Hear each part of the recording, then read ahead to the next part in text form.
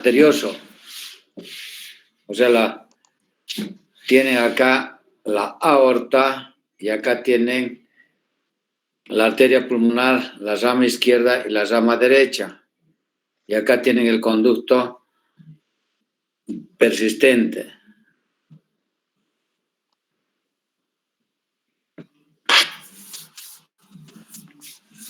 Si llegan a fijarse acá, en la primera gráfica es el corazón normal. Tiene acá la vena cava superior, aurícula derecha, ventrículo derecho, la arteria pulmonar, la rama izquierda y la rama derecha. Y cuando hablamos de ductus persistente, ¿qué quiere decir? Que no, si se fijan acá el círculo amarillo, la persistencia del conducto es la sangre que pasa de la aorta hacia la arteria pulmonar. ¿Ya? Entonces acá vean la persistencia del conducto arterioso. Este es el de acá. Cuando comentemos relacionados al tratamiento, las complicaciones que llega a tener, si se fijan ustedes, si se fijan acá, la cirugía que va a hacer, si es que ustedes no tienen el dispositivo del Amplatzer o estos pacientes no requieren circulación extracorpórea porque la cirugía va a ser extracardíaca. Si se fijan, no tiene comunicación interauricular ni interventricular y la cirugía esta la hacen a través de esternotomía subcostal izquierda, pero no tocan ustedes estructuras cardíacas.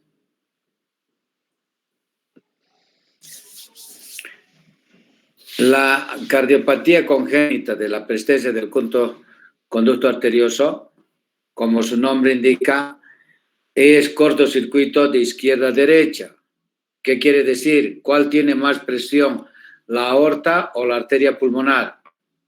La aorta. ¿Por qué? Porque va a tener una presión sistólica de 120. ¿Y cuál va a tener la arteria pulmonar? Va a ser 25. Entonces, ¿la sangre de dónde va a ir? La sangre va a ir de la aorta, acá tiene la flechita, va a ir de la aorta,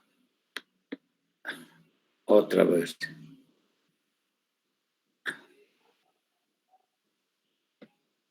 Va a ir de la aorta hacia la rama izquierda de la arteria pulmonar. Ahora, pueden encontrar ustedes que tenga la persistencia del conducto arterioso que vaya a desembocar el conducto, o sea, a la rama derecha de la arteria pulmonar. La de acá normalmente es a la rama izquierda de la arteria pulmonar. Si está llegando mayor flujo sanguíneo de la aorta hacia la arteria pulmonar, ¿el volumen a dónde va a llegar? Va a llegar a la arteria pulmonar izquierda. De ahí el volumen va a ir a los pulmones y del volumen de los pulmones va a ir a desembocar a las venas pulmonares a la aurícula izquierda. Y de la aurícula izquierda va al ventrículo izquierdo. ¿Qué cavidades entonces van a estar sobrecargadas de mayor volumen? ¿Quién puede contestar? La izquierda. ¿Cavidades izquierdas? Va a ser cavidades izquierdas y directamente el flujo está yendo de la arteria, o sea, de la aorta a la rama izquierda de la arteria pulmonar. De ahí donde va a ir la sangre, va a ir a los pulmones, se va a oxigenar y va a ir hacia la aurícula izquierda. Entonces, ¿qué cavidades va a estar sobrecargada de volumen? Va a ser la aurícula izquierda y obviamente por ende el ventrículo izquierdo. ¿Qué falla cardíaca va a ser entonces el paciente? Va a ser falla cardíaca izquierda. En cambio, del lado derecho, decíamos el cortocircuito es de izquierda a derecha. Iban a ser ¿qué falla? Falla ventricular derecha. Esta traduce falla ventricular izquierda por sobrecarga de volumen. Y acá tienen el circuito, ¿no? Tienen acá arriba el ductus, entonces tienen la aorta que va a ir el flujo hacia la arteria pulmonar, de la arteria pulmonar al pulmón, del pulmón a la aurícula izquierda y de la aurícula al ventrículo izquierdo. Llegan a ver, ¿verdad? Sí, doctor. Muy bien. Ahora, ¿de qué, de nuevo, si se fijan, las tres patologías CIA, CIB y PSA, va a depender del diámetro del defecto, ¿verdad? Cuanto más pequeño es el diámetro, el cortocircuito va a ser pequeño. Cuanto más grande sea el orificio del defecto, en cuanto a la CIA, CIB, va a ser mayor la sintomatología. Va relacionado en relación al defecto que tengan y al diámetro. Muy bien. En el caso de la persistencia del conducto arterioso, cuando el diámetro del conducto es menor de 4 milímetros, quiere decir menos de medio centímetro, entonces el paciente puede estar asintomático. Pero si el flujo y el diámetro va a ser más de 5 a 8 milímetros, puede estar asintomático hasta los 30 años. Y entonces, ¿qué es lo que va a encontrar en el paciente cuando vayan a examinar? Va a encontrar el famoso soplo en maquinaria, sístolo diastólico. ¿Qué quiere decir? Que va a encontrar soplo durante la sístole y soplo durante la diástole. ¿Ustedes alguna vez han escuchado o han visto pacientes renales que tienen las fístulas para las hemodiálisis? ¿Alguno ha visto o no?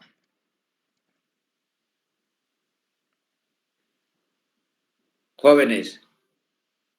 No, doctor. Ya. Lo que hacen es una fístula arteriovenosa, y esta traduce como si fuera fístula. Entonces van a tener soplo durante la sístole y soplo durante la diástole. Por eso dicen soplo en maquinaria. Como si fuera una locomotora, durante la sístole y durante la diástole. ¿En qué patología entonces va a encontrar el soplo en maquinaria? En persistencia del conducto arterioso. ¿Ya? Muy bien. Ahora, cuando la PSA es grande, o sea, más de 10 milímetros, obviamente pues va a tener datos de insuficiencia cardíaca. ¿Ya? Y cuando hay inversión del shunt, entonces va el paciente que va a tener. Si va a haber inversión del shunt, quiere decir que la presión de la arteria pulmonar va a ser mayor que la presión de la aorta. Entonces va a ir sangre sin oxigenar de la rama izquierda de la arteria pulmonar hacia la aorta. Y el paciente que va a tener cianosis e hipertensión arterial. El día de ayer les comentaba que cuál de los tres va a presentar hipertensión arterial pulmonar en etapa más temprana, va a ser la persistencia del conducto arterioso. ¿Ya? ¿Qué es lo que van a encontrar acá? Entonces van a tener hipertrofia del ventrículo izquierdo por sobrecarga de volumen. ¿Ya? ¿Y qué van a encontrar? Los dos índices, el de Sokolov y el de Lewis. ¿Y cómo va a estar la onda T en derivación B5, B6? Van a ser ondas positivas, porque traduce hipertrofia del ventrículo izquierdo con sobrecarga de volumen. Cuando la T, vean ustedes que es negativa en B5, B6, traducen hipertrofia del ventrículo izquierdo con sobrecarga de presión. Y acá vean, ¿qué es lo que encuentran acá en la radiografía? Les voy a mostrar el primer, para que tengan idea.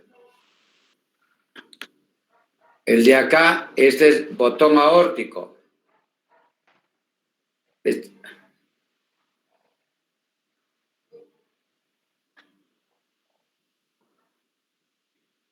El de acá, el segundo botón pulmonar. Y si se fijan, está abombada la arteria pulmonar. Y el tercero van a tener el tercero, el de acá, todo esto es hipertrofia del ventrículo izquierdo. Entonces tienen nuevamente el primer arco es la arco aórtico, el segundo arco pulmonar, el cual ven que está bombado, y el tercero es cardiomegalia a expensas del ventrículo izquierdo, porque lo que tiene es sobrecarga de volumen. Entonces, ¿cuál es la cavidad que va a estar hipertrofiada? Va a ser el ventrículo izquierdo. ¿Y cómo va a estar el flujo pulmonar en los pacientes que tienen PSA? El flujo pulmonar está aumentado. ¿Ya? En resumen, cuando tiene C y A y C y B, ¿cuál es la característica de los dos? Pulmonar abombada, cardiomegalia expensa de cavidades derecha e hiperflujo pulmonar, CIA, C y B. Cuando tienen ustedes persistencia del conducto arterioso, tiene pulmonar abombada, cardiomegalia expensas del ventrículo izquierdo y va a presentar hiperflujo pulmonar. También estos pacientes van a hacer neumonías por hiperflujo. ¿Está clarito? Y vean acá. Vean en la ecocardiografía el flujo que tiene es de la persistencia del conducto arterioso. Y acá vean. ¿Dónde? Esto acá vean. Tienen la aorta y se los voy a marcar. Esto es el conducto. Esto. ¿Ya? Esta es la aorta y es la pulmonar. Y acá está el conducto. Llegan a ver, ¿verdad? ¿Llegan a ver? Sí, doctor. ¿Qué es lo que van a hacer? Miren, tan facilito el tratamiento. El tratamiento, vean ahí la conexión, vean la conexión del conducto, vean el de acá. Se los voy a marcar, vean. Lo que han hecho es que sección y lo que han hecho es sutura. O sea, hacen doble ligadura y al medio cortan al conducto. Y esto es cirugía extracardíaca, ¿ya? Entonces es fácil. Y la otra alternativa del tratamiento, ¿cuál creen que sea? Sin que tengan que abrirle la pasilla costal. ¿Cuál es la otra alternativa? ¿Farmacológico, doctor? Cuando es recién nacido, sí. ¿Qué medicamentos puedes utilizar en el paciente que tiene persistencia del conducto arterioso en niños? Menos de un mes. Ibuprofeno, indometacina. La indometacina y el ibuprofeno. ¿Ya? Ahora te voy a preguntar a ti mismo.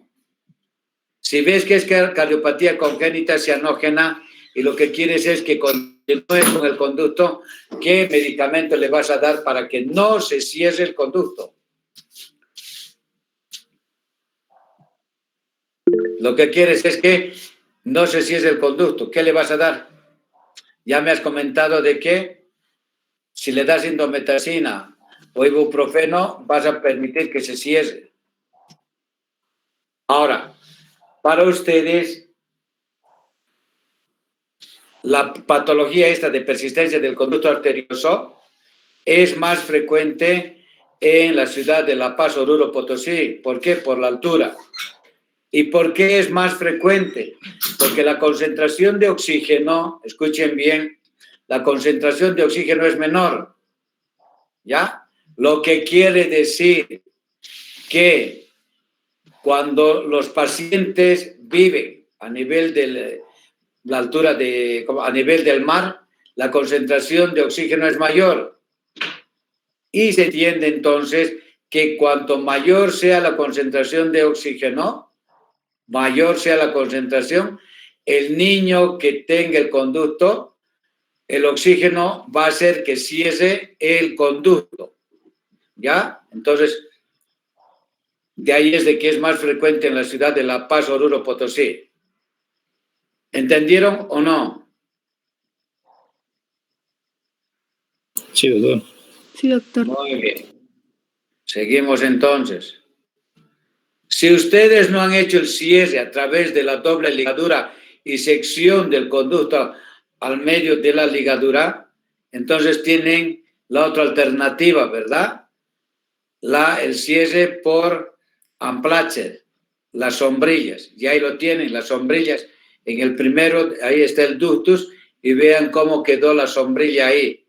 Obviamente se lo van a colocar a nivel de la arteria, de la rama izquierda de la arteria pulmonar, y por arriba se va a anclar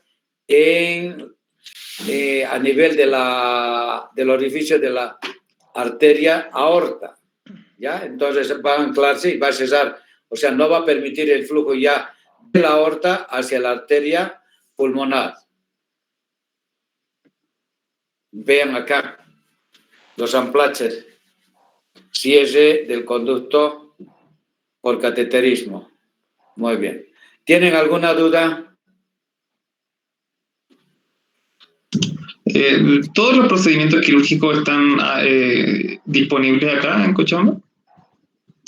El del cierre de la toracotomía, sí. Ahora, lo que no se mira es si están utilizando, digamos, los unplatched. Te mentiría. Por el costo, son $15,000. $10,000, $15,000 que te cuesta el dispositivo. Lo único de bueno que es el procedimiento es invasivo y pues en 24, 48 horas estás fuera y en tu casa haciendo tu vida normal. ¿Ya? O sea, lo bueno es eso. Pero la limitante es el costo. Pero en relación a la salud, obviamente no hay dinero, pues, que valga, ¿verdad? O sea, ¿qué es lo que quieres? Quieres todo lo mejor para tu paciente y tienes la alternativa de comentarle. Y si hay, pueden colocar acá, ¿ya? Te lo voy a averiguar a ver si están colocando acá, no sé la verdad. Otra pregunta tengo, disculpe, perdón. Es que si acá en Bolivia hay lugares que son factores de riesgo para una patología como esta, La Paz, Oruro, etcétera, entonces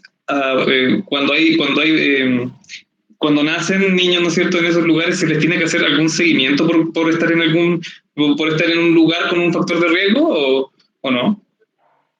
Mira, claro, lo ideal es cuando haces el diagnóstico de la persistencia del conducto arterioso, si no tiene, o sea, cardiopatías congénitas complejas, que solamente sea persistencia del conducto arterioso, tienes tu alternativa como pediatra o pediatra cardiólogo de darle la indometacina o el ibuprofeno para cesar el conducto. O sea, ni requieres utilizar los unplatched, ni requieres utilizar los coins ni la cirugía, ¿verdad?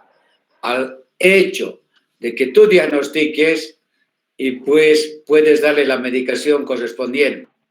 Pero si a pesar de eso, pues no le han hecho, no se ha cesado, tiene la alternativa esta, la quirúrgica o los unplatched.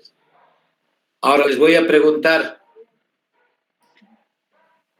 si se fijan, para lo que quiero que entiendan, aquí está.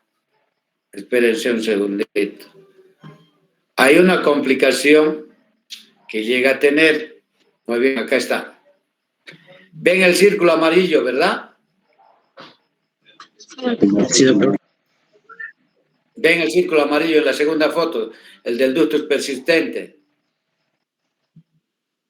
Llegan a ver. Sí, doctor. Ahora van a entender lo siguiente. ¿Ya? Y esto es importante para ustedes. Tienes acá, tienes la aorta y tienes el conducto. No sé, entonces, un segundito.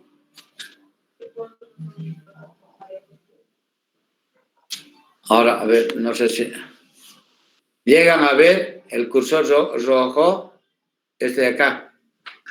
Sí, doctor. Sí, doctor.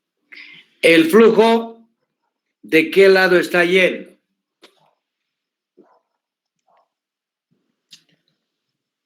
¿De qué lado? De izquierda a derecha. Ya, por eso. Ahora, si te fijas ahí el esquema, el flujo, ¿qué va a lesionar? Melanie. ¿Qué va a lesionar?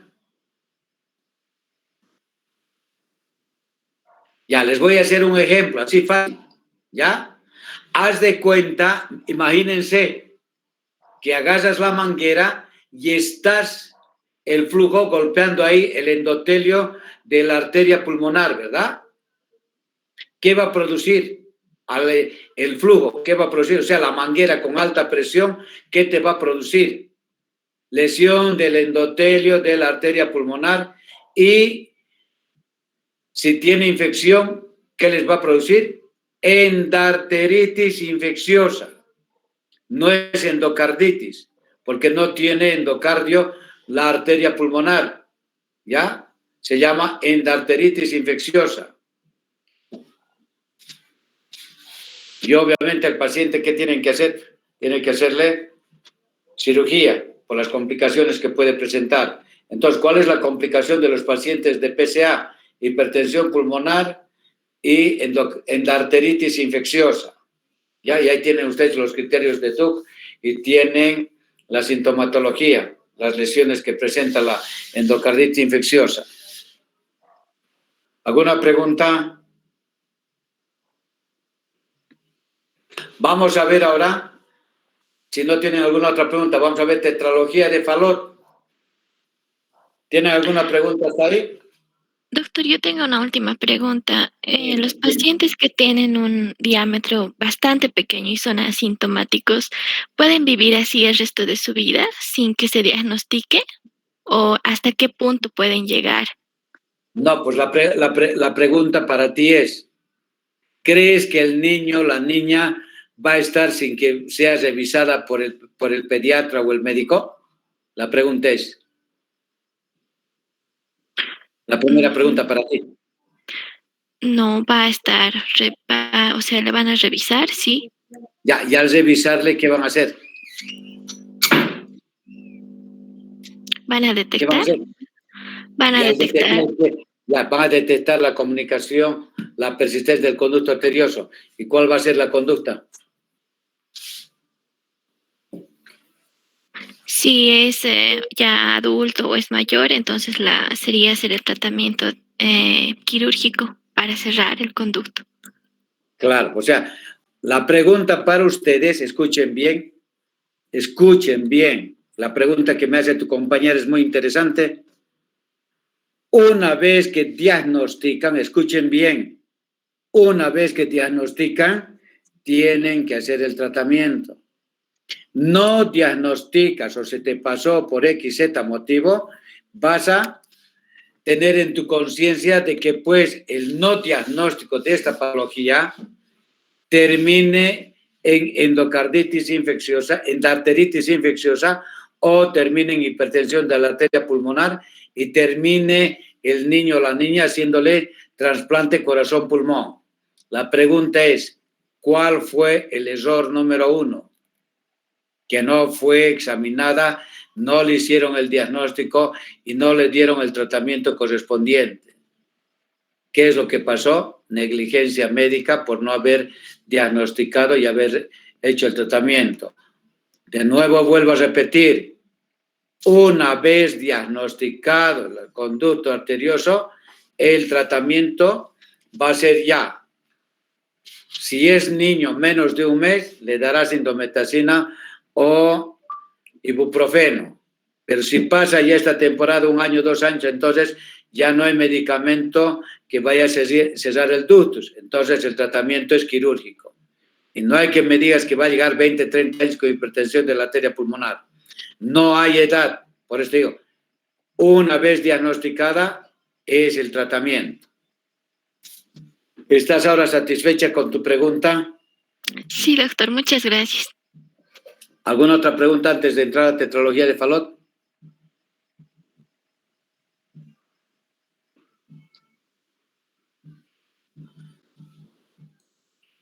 No, doctor. Oye, hay 2, 3 nomás que están en el curso, ¿no? O la explicación es tan excelente o es que no entienden nada. Ya no entiendo. Es que es curioso. Son 4, 5, 6 preguntas que me hacen. La pregunta es, ¿qué es de los otros? Si tienen ustedes bibliografía para leer, hoy en día tienen toda la informática a través de Internet. ¿Me entiendes? O sea, pueden leer, ver las dudas y preguntarme, porque pues una vez de que pasemos esto, listo, ya están. Ya no van a volver a ver más cardiopatías congénitas, ya en su vida. Solamente van a llevar cuando estén en internado y roten por pediatría o neonatología. Ya cuando vean los recién nacidos y por ahí tengan ustedes paciente que tenga persistencia del conducto arterioso. Y ya ustedes ya sabrán, nace, hay que hacer el sueco que dice, tiene PSA, muy bien, le daremos a goteo la indometacina, perfecto, entonces va muy bien. No, es un paciente que tiene cardiopatía congénita cianógena y es dependiente del conducto. Entonces, ¿qué es lo que van a hacer? Les darán prostaglandinas para evitar que se cierre el conducto. ¿Ya? ¿Alguna pregunta? Se me ocurrió una. Pero, una vez que uno le da el tratamiento farmacológico de la indometacina y el ibuprofeno, ¿cuánto tiempo tarda en cerrar? ¿Cuánto tiempo? 24, 48 horas. O sea, una vez que le des el tratamiento menos del mes, o sea, si le das el tratamiento de recién nacido, el cierre va a ser exitoso. Pero cuanto más tiempo pasa, el cierre puede ser que no se realice. ¿Ya? De ahí es que, y obviamente, dependiendo también del lugar donde se vaya a encontrar. Si estamos comentando que el oxígeno es vasoconstrictor, va a permitir que se cierre. Entonces, aunque le des la indometacina, le des el ibuprofeno, si está en La Paz o Oruro, posiblemente no se cierre. ¿Entiendes? Porque hay un factor, el oxígeno. O sea, no es solamente una causal. ¿Ya? Cierto. La siguiente pregunta. Hay gente que le da meses. Hay gente que no se cierra y les dan el tratamiento 1 mes, 2 meses. Pero si no se ha cesado, pero obviamente dependiendo de las condiciones en las cuales se encuentra el niño y de la altura también, ¿verdad? Y otros factores, va a ser de que pues permita o no el cierre de la persistencia del conducto arterioso. Así, muy bien. ¿Alguna otra pregunta, jóvenes?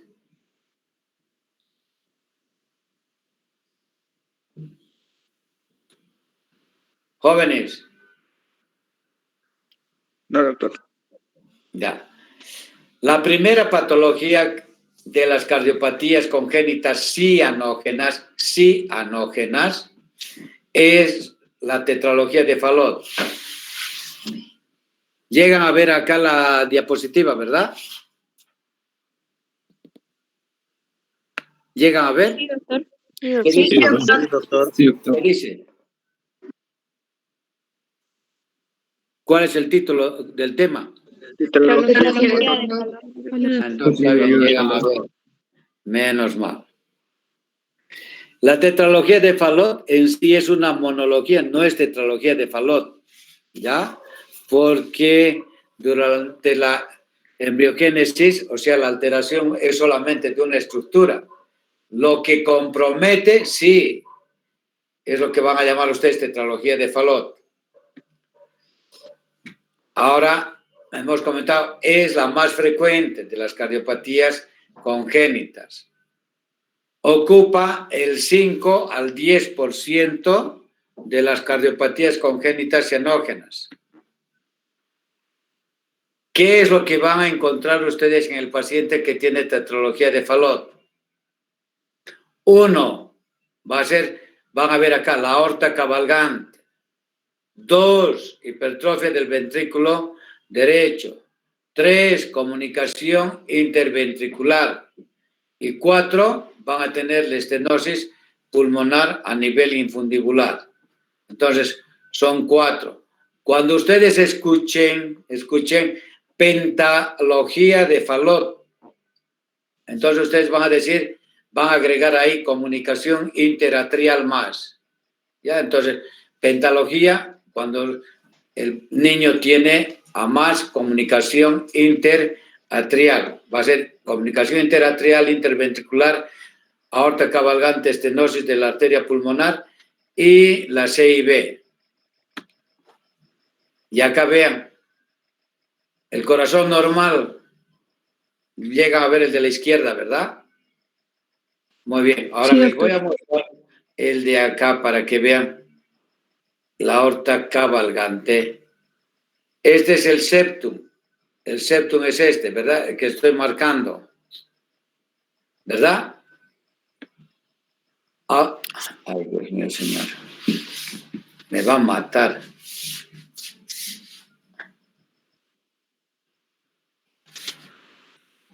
Es pieza patológica.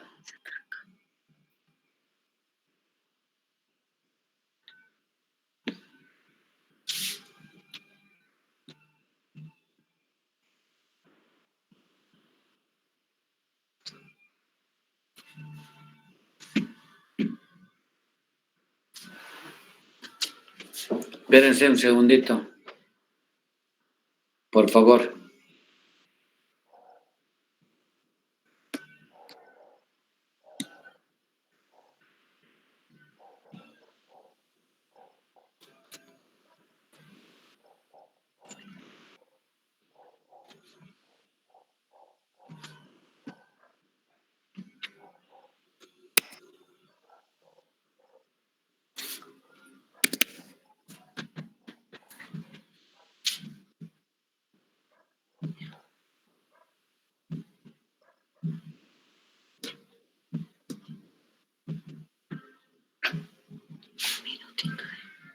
Un segundo, por favor.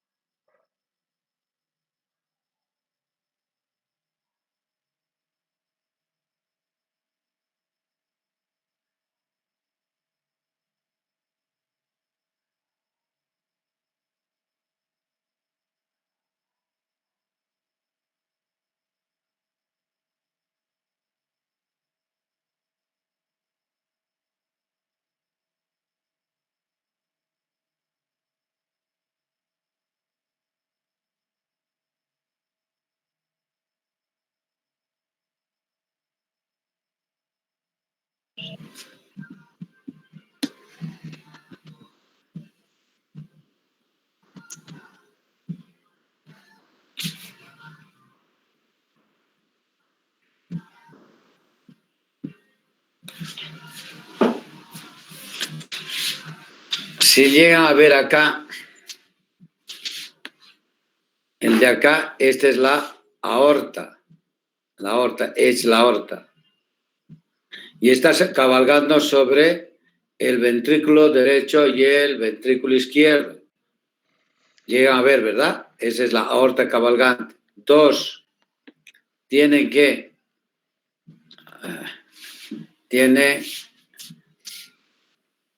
Tiene hipertrofia del ventrículo derecho.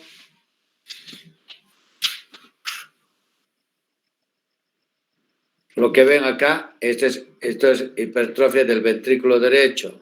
Todo esto de acá.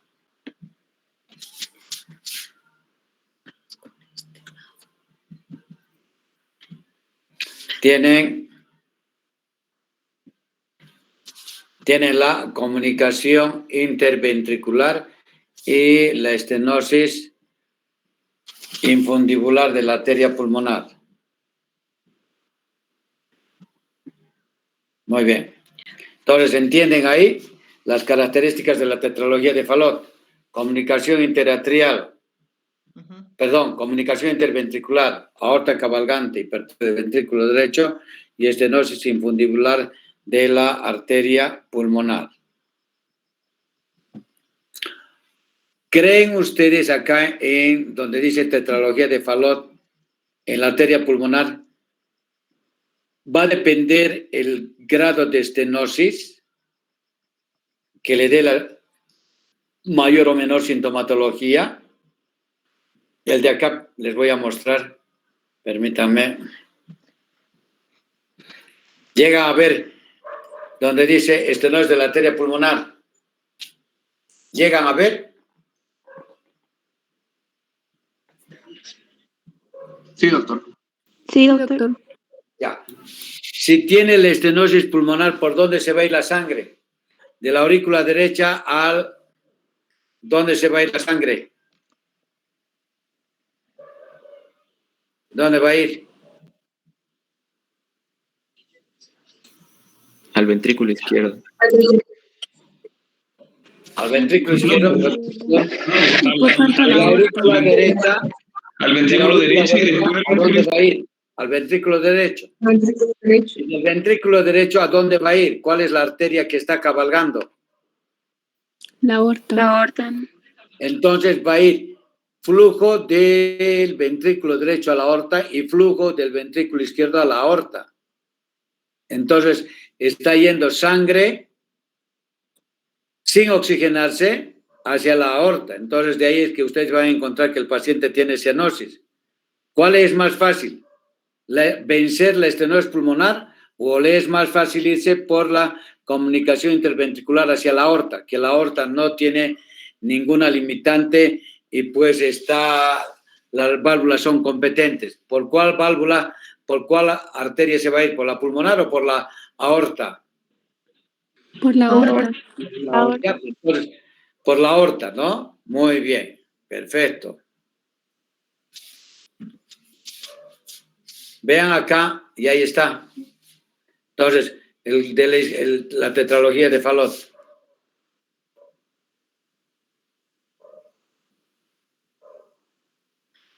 Vean acá. Llegan a ver la plumita. No. No. No, doctor. A ver ahora. Aquí está. Llegan a ver. Ahora Sí, sí. doctor. Sí. Sí, doctor. De la aurícula derecha, ¿dónde va a ir? Al ventrículo derecho. Del ventrículo derecho parte.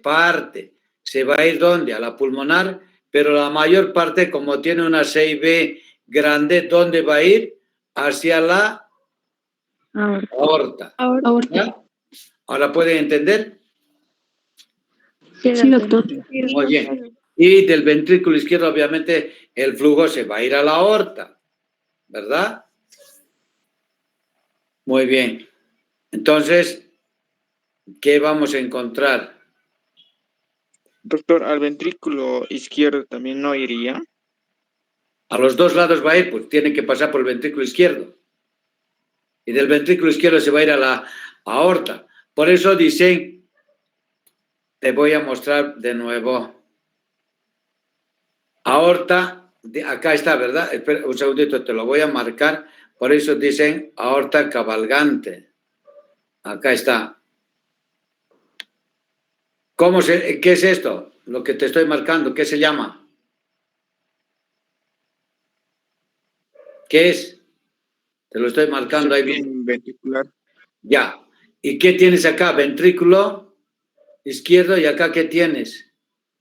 Ventrículo derecho, ¿no ves? Muy bien. Entonces, ¿la sangre dónde está yendo? Hacia el ventrículo izquierdo y del ventrículo izquierdo están yendo todos ¿a dónde? Hacia la aorta. Obviamente hay contaminación de sangre, ¿verdad? Del lado derecho se está yendo a la aorta. Entonces va a haber obviamente contaminación. Va sangre sin oxigenar hacia la aorta y del ventrículo izquierdo, que es sangre oxigenada, se está yendo a la aorta también. ¿Está bien? Sí, doctor. Muy bien.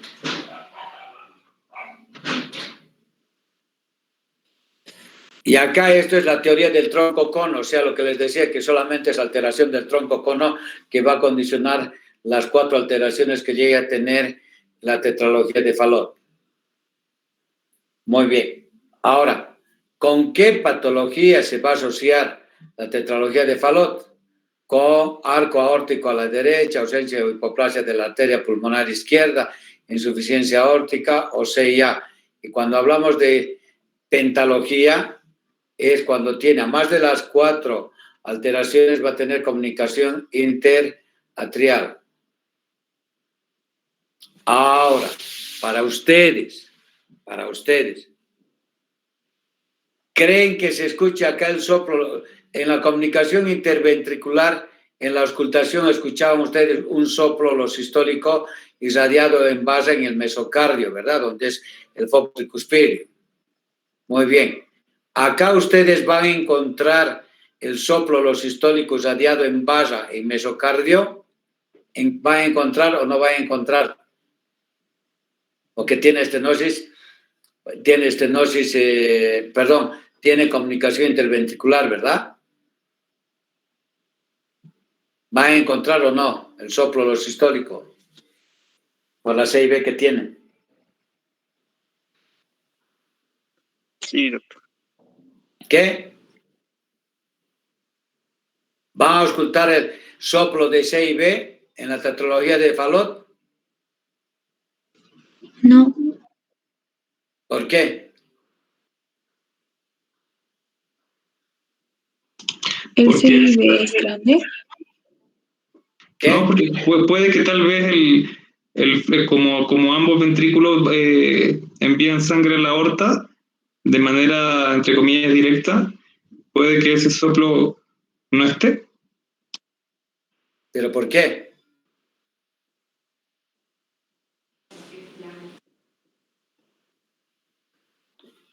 ¿Por qué? Pues, doctor, porque la presión del ventrículo izquierdo y se va a igualar a la del ventrículo derecho. Ya. Miren, por eso les digo, miren, son 71 que están en la clase y acá estoy mirando igual que ustedes.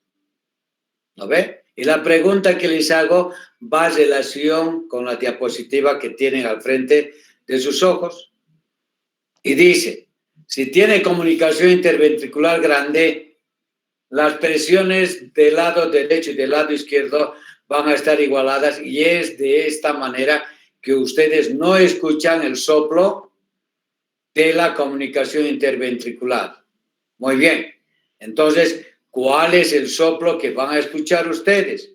El soplo va a ser relacionado ¿a quién? ¿A qué lado? ¿A la estenosis pulmonar? Ya, acá. El soplo va a ser relacionado al soplo de la estenosis pulmonar. A este. Ven la flechita, la flecha. Digo, espérese. Permítame un segundito. Por eso digo, es tan facilito que puedan aprender, pero... Ay, Dios mío, Señor.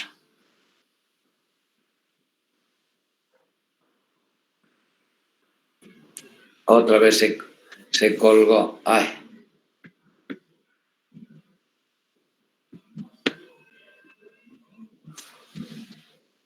Espérense un segundito, por favor.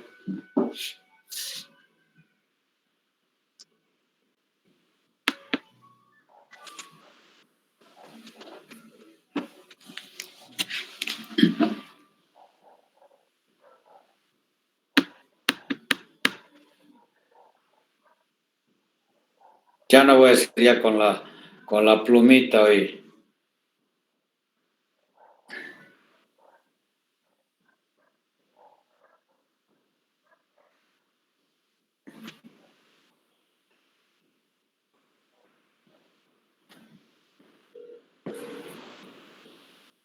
¿Me escuchan, perdón? Sí, doctor. Sí, doctor. Voy a reactualizar un segundito, por favor, ¿ya? Un segundito.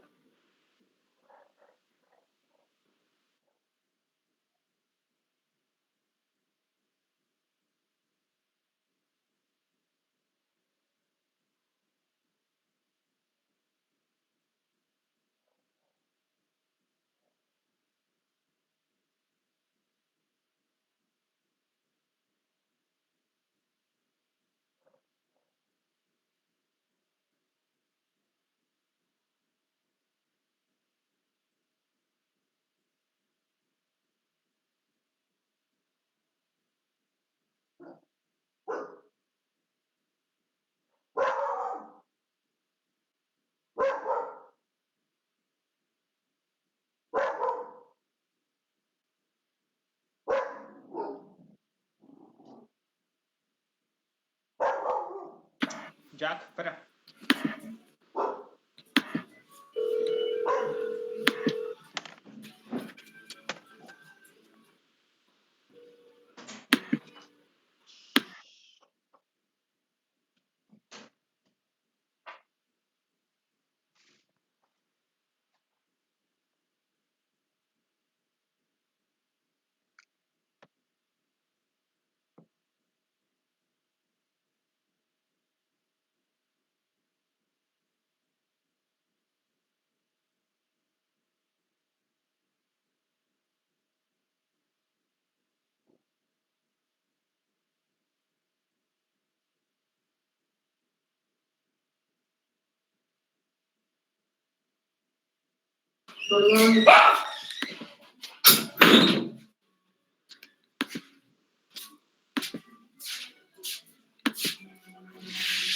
Muy bien.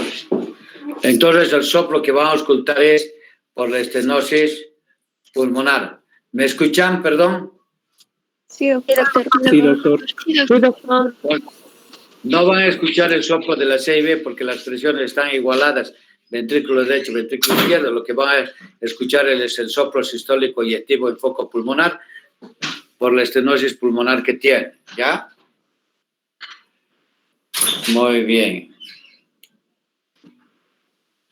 Hemos visto de la CIB, ¿verdad? Ahora, ¿cuál es el otro componente en la tetralogía de Fallot? Es la estenosis pulmonar. Generalmente es infundibular y puede ser valvular o mixta.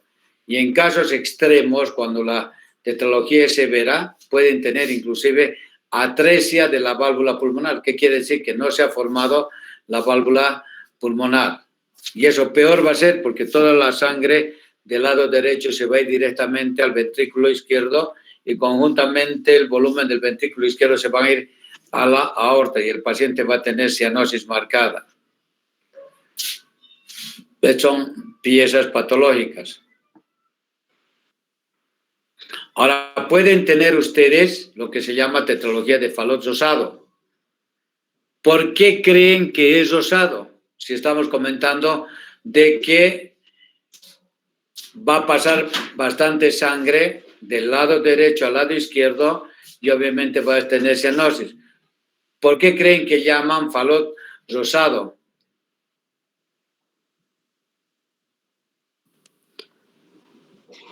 ¿Por qué? Porque va a ir una... Porque no es significativa. ¿Por qué? Porque no va a haber cianos. Porque no es significativa. Porque no es que, perdón. A ver, piensen. Significativa. No, Porque no hay una estenosis significativa de la pulmonar, doctor. Entonces la sangre va a pasar. ¿Por dónde? ¿Dónde se va a ir? Por la arteria pulmonar. Ya. Para ustedes más sencillito. Cuando llamen osado, Fallot osado, traduce que la arteria pulmonar no tiene estenosis significativa y obviamente la mayor parte del volumen se va a ir a la arteria pulmonar y una pequeña porción se va a ir hacia la aorta, ¿ya? Por eso llaman Fallot osado. ¿Está bien? ¿Llegan a entender o no? Sí, doctor. Cuanto la arteria pulmonar, vamos a suponer que tenga, digamos, la estenosis, dirán, el área que sea 2 a 4 centímetros y tiene de diámetro 3 centímetros, casi toda la sangre se va a vaciar del ventrículo derecho a la arteria pulmonar. Y va a ser, por decirte, un ejemplo, si del 100% que tenía que irse a la arteria pulmonar, va a ser 85 y 25 que se va a ir a la aorta.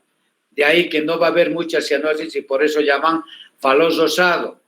Si hay estenosis significativa de la arteria pulmonar, entonces el 75% se va a ir hacia la aorta y el 25% se va a ir a la pulmonar. Y entonces la cianosis va a ser marcada y la sintomatología va a ser mayor.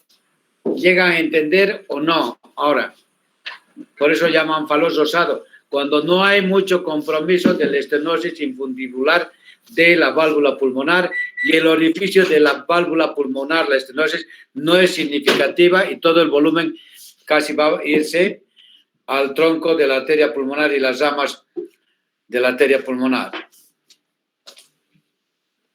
Ahora, la estenosis infundibular es una obstrucción variable. Obviamente va a aumentar con el esfuerzo físico. Ahora, cuando son significativas, ¿qué presenta el niño? El niño va a presentar crisis de hipóxica, va a presentar convulsiones, ¿ya? Debido al espasmo infundibular que intensifica el cortocircuito de derecha a izquierda y el niño va a tener sus crisis de hipoxia. ¿Por qué los niños tienen la adopción del encuclillamiento? Al encuclillarse, ¿qué es lo que hace? Aumentan las resistencias vasculares periféricas y disminuyen el retorno venoso, con el cual va a mejorar la sintomatología de la tetralogía de Fallot. ¿Ya? Entonces, cuando vean a los niños encuclillados es para mejorar, para aumentar las resistencias y disminuir el retorno venoso. Y aquí les voy a mostrar algunos. Ahora, cuando vean ustedes tetralogía de Fallot van a tener acropaquias, dedos en palillo de tambor, ¿ya? Y van a tener, se dice, cardiopatía congénita cianógena. Desde el nacimiento el niño tiene cianosis. La pregunta para ustedes, si le dan oxígeno, escuchen bien la pregunta. Estamos hablando de cardiopatías congénitas cianógenas. Si le dan oxígeno, ¿creen que vaya a mejorar notablemente o no mejoran? No. ¿Quién responde? No mejora. Porque si hay estenosis de la arteria pulmonar, igual no va a haber flujo hacia el pulmón y no va a haber oxigenación. Correcta la respuesta, muy bien. Ya entonces, dentro de las cardiopatías congénitas, para nosotros que hacemos cardiología, cuando nos comentan, doctor, le he puesto oxígeno, mire, ha saturado, excelente. Estaba en 80, le dimos oxígeno, subió a 99. Para ustedes la pregunta, ¿es cardiopatía congénita cianógena o es problema de hipertensión pulmonar o membrana hialina? ¿O el problema es pulmonar? ¿Cuál de los dos?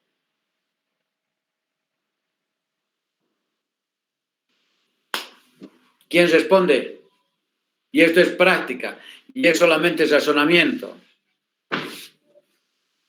¿Tiene cardiopatía congénita o no? No, doctor. ¿Por qué? Porque está saturando normal. Y Porque entonces, ¿cuál fue el diagnóstico? es un problema en el pulmón, doctor. Entonces me van a decir, tiene el problema pulmonar, no es cardíaco. ¿Y por qué? Porque aumentó la saturación, ¿verdad? Por decirte, 75 se subió a 95. En cardiopatías congénitas no va a subir la oximetría, la que es de pulso, o sube mínimo, pero en el sentido de que hay cortocircuito de izquierda a derecha, entonces el paciente va a tener cianosis. Ya, entonces, para ustedes, cuando les digan o cuando vayan a rotar, ya sea pediatría y neonatología, ven al niño que está moradito, pero mejora con la administración de oxígeno. Ustedes van a decir, este niño tiene problemas respiratorios, no es cardíaco, así de entradita. ¿Está bien?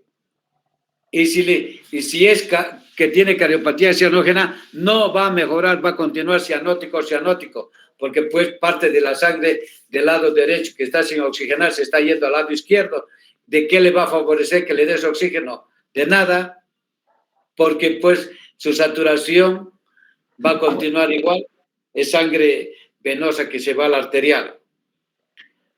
Muy bien, ahora, la cianosis aparece en el nacimiento. ¿Qué va a presentar el niño? Crisis de hipoxia, va a tener síncope, convulsiones, desarrolladas con el esfuerzo y el llanto. Van a tener disminución en el crecimiento y desarrollo. Y los van a encontrar a veces a los chiquitos que tengan encuclillamiento. Vean acá la cianosis, sus labios, las orejas, y vean los deditos en palillo de tambor o acropaquias. Están llegando a ver, ¿verdad? ¿Llegan a ver? doctor. Sí, doctor. ¿Cuáles son las complicaciones ahora de la tetralogía de Fallot? La policitemia, o llamamos eritrocitosis. ¿Por qué creen que tiene? Probablemente por la hipoxia, que aumenta la eritropoyetina. Ya, entonces, Y va a haber más producción de glóbulo rojo. ya, la eritrocitosis que tiene, o policitemia, poliglobulia, que conocen ustedes, pero se conoce como eritrocitosis, se debe a la hipoxemia que tiene el niño, ¿verdad? Al tener la hipoxemia, ¿cuál es el mecanismo de compensación? Que haya mayor producción de glóbulos rojos. ¿Y a través de quién? De la producción de eritropoyetina. Entonces, en estos niños va a encontrar que tiene pues hemoglobina de 18, de 20, ¿ya? Su hemoglobina. Y el hematocrito será 60, 70. 1. 2. Van a tener endocarditis infecciosa. Puede complicarse con abscesos cerebrales. Y ahora bien, ¿a qué llamaban embolismo paradójico? Ahora, otro ejemplo.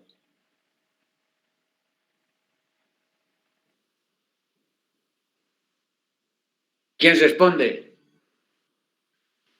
Era la embolia que se daba cuando era de un chun de derecha a izquierda.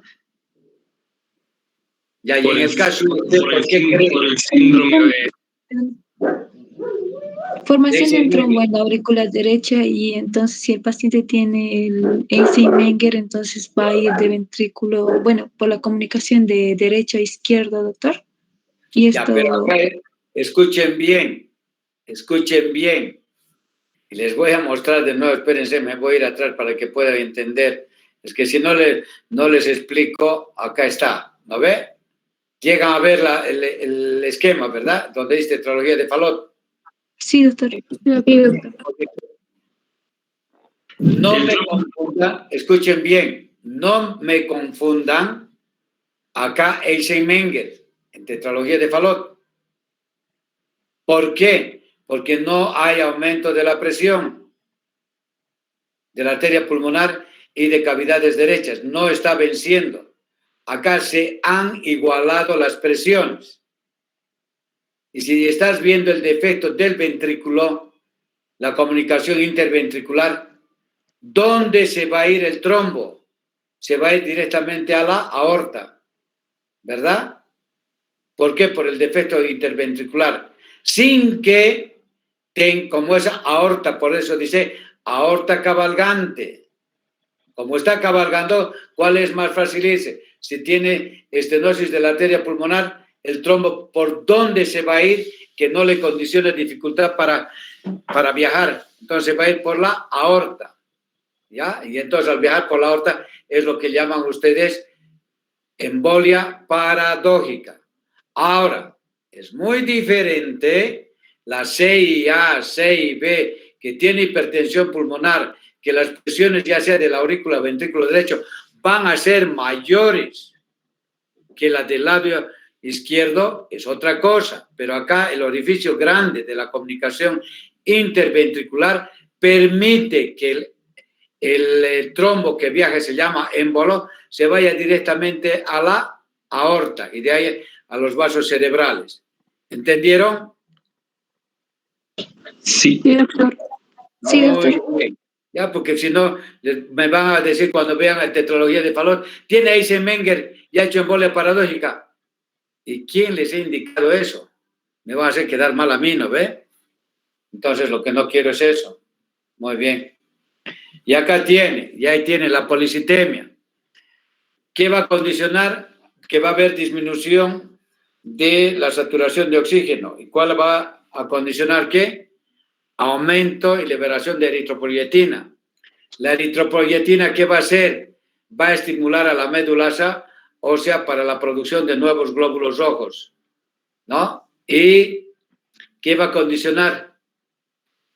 que va a haber, ¿qué va a condicionar? Aumento sanguíneo.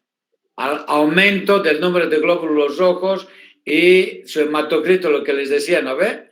Va a llegar a 80 o la hemoglobina va a ser de 20, va a haber mayor viscosidad y va a ser trombosis venosas, ¿ya? Trombosis venosas y accidentes vasculares cerebrales.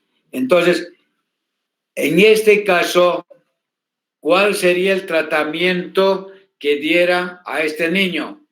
¿Quién responde? ¿Qué le dieran para evitar las complicaciones?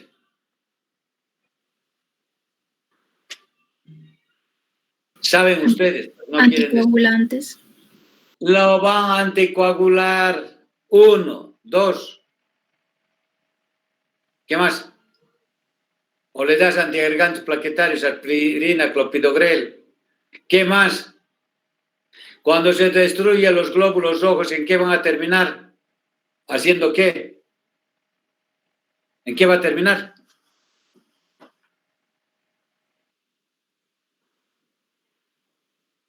Jóvenes.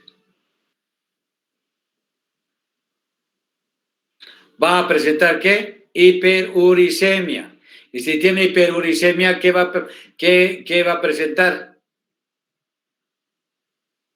Gota. Y si tiene gota, ¿qué le van a dar? Alopurinol. ¿Verdad? ¿Es fácil o es difícil sabiendo farmacología? Vean todo lo que va a condicionar la tetralogía de Fallot y en qué puede terminar. Vean acá. ¿Cuál es la complicación? La endocarditis, que ya hemos visto todas las complicaciones que llegan a tener. Eso ya es repaso para ustedes. Y en el examen físico, ¿qué es lo que van a encontrar? Cianosis, hipocratismo digital o dedos en palillo de tambor, el latido paraesternal que les va a traducir hipertrofia del ventrículo derecho y tienen el soplo, no es de la CIB porque se igualan las presiones, va a ser por la estenosis pulmonar. Entonces, ¿qué soplo van a tener? Soplo sistólico expulsivo en foco pulmonar. ¿Y cómo va a estar el segundo ruido? Va a ser único por la estenosis pulmonar, a expensas de la estenosis pulmonar. ¿Qué exámenes le van a pedir? Su radiografía, ¿no ve? Van a tener la imagen de zapato sueco o coguro o sabot, corazón en forma de palo de golf o en forma de bota. Y si ahí tienen estenosis pulmonar, ¿cómo va a estar la pulmonar? ¿Va a estar abombada o va a estar excavada?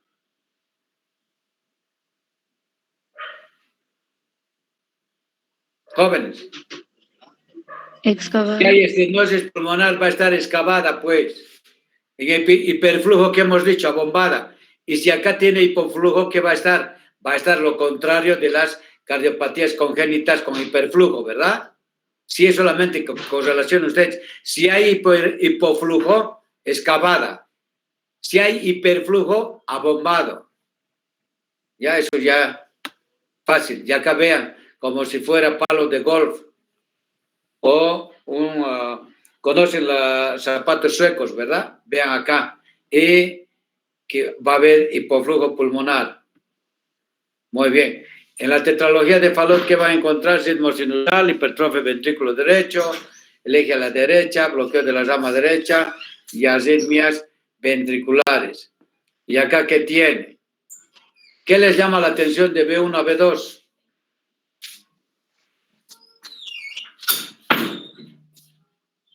En B1 ven una R grande y una S chiquitita, ¿verdad?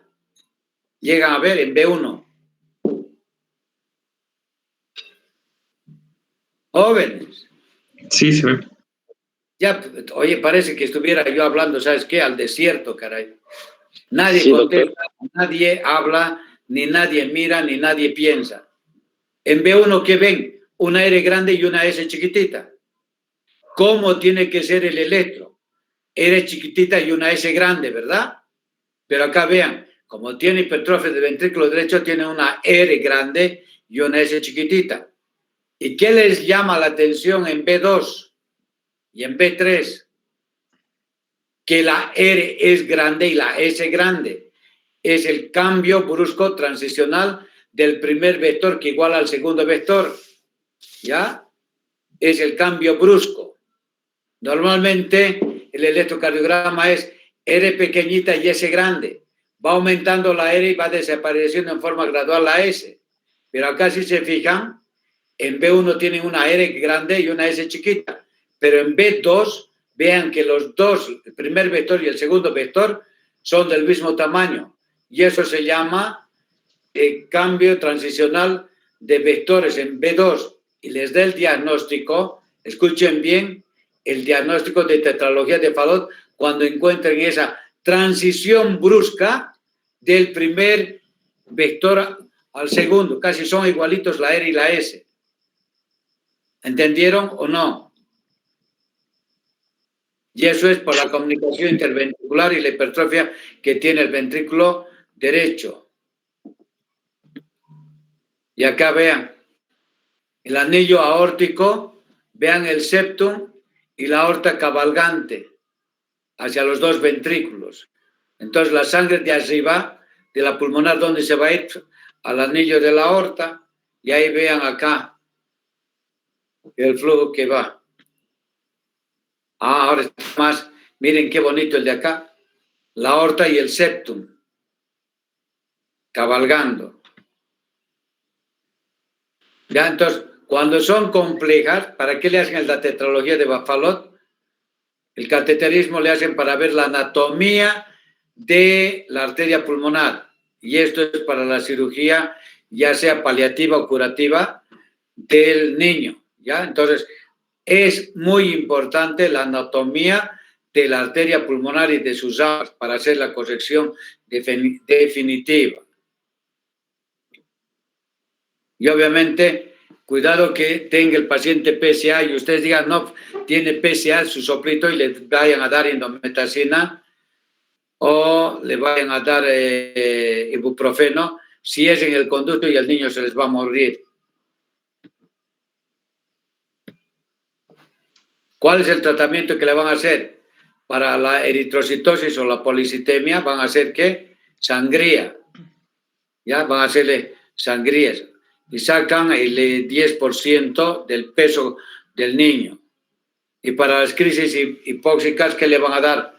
Propanolol, morfina, bicarbonato, oxígeno y van a hacer el encuclillamiento.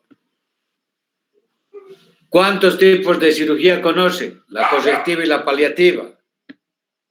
La correctiva, la cirugía de elección para los niños menores de 1 año, pero que tengan buen peso y que tengan el diámetro para hacer las fístulas más de 3 milímetros. Y pueden hacer infundibulestomía y colocación de parche en la sella y cierran la C y B. Y acá por último tienen las fístulas que pueden hacer ustedes. Y para el día de mañana me van a averiguar, ¿ya? La de Blalow-Townsend, en qué consiste, de Watterson, Potts y de Glenn, para mañana. Y con esto terminamos. El día de mañana les voy a dar enfermedad de Epstein y la coartación de la aorta. Y el jueves ya van a ver con el doctor Arandia. Eric, ¿estás ahí o no estás? Capaz de que no estés, Eric. Sí, doctor, aquí. Hazme un favor, ya le di el teléfono al doctor y te pasé el teléfono del doctor Arandia para que a partir del jueves estés en contacto con él para la clase que les va a dar el jueves. Conmigo terminarían el día de mañana. ¿Ya? Entonces, para mañana, por favor, lean enfermedad de Epstein y coartación de la aorta. Y lo que quiero, a ver si de tarea me dicen en qué consisten las derivaciones que les estoy dando en la tetralogía de Fallot. ¿Ya? Muy bien, jóvenes, los veo mañana. Si tienen alguna pregunta, adelante. No, ni una. Doctor, no sé si podría volver a explicar sobre lo que nos comentaba de las personas que viven bajo el nivel del mar, en el altiplano, por ejemplo, y por qué no se tiene que cerrar el conducto persistente. Esa partecita no entendí muy bien. Por favor, doctor. Ya. Cuando estás en la altura, los pacientes, los niños que nacen en Oruro, La Paz, Potosí, tienen mayor incidencia de tener persistencia del conducto arterioso. ¿Por qué? Porque la tensión de oxígeno, cuanto más alto, va a ser menor. Y estamos comentando que para que se cierre el conducto arterioso, el oxígeno es importante, actúa como vasoconstrictor y permite el cierre del conducto. 1. 2. Los niños que viven a nivel del mar tienen mayor concentración de oxígeno. Al tener mayor concentración de oxígeno, se va a cerrar el conducto. O sea que no es muy frecuente en personas que viven a nivel del mar que los que viven en la altura. ¿Ya? Esa es la razón. ¿Tu otra pregunta cuál era, perdón? Muchas gracias, doctor. La otra era, ¿por qué se tiene que dar prostaglandinas para que no se cierre el conducto?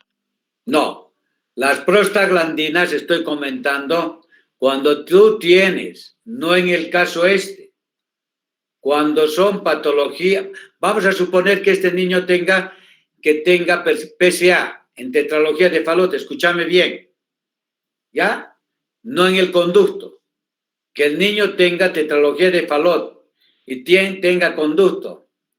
Lo que quieres es que no se cierre el conducto porque está permitiendo que sangre de la aorta vaya a la pulmonar, porque estás viendo que tiene estenosis pulmonar y el flujo a través de la arteria pulmonar es mínimo. Entonces lo que tienes que hacer es que esté permeable el conducto arterioso. Y para que esté permeable el conducto arterioso hay medicamentos que van a hacer que no se cierre el conducto y son las prostaglandinas. A eso me refiero, ¿ya? No a la PSA, ¿ya? Sino en las patologías complejas, ya sea atresia tricuspidia, ya sea tetralogía de Fallot,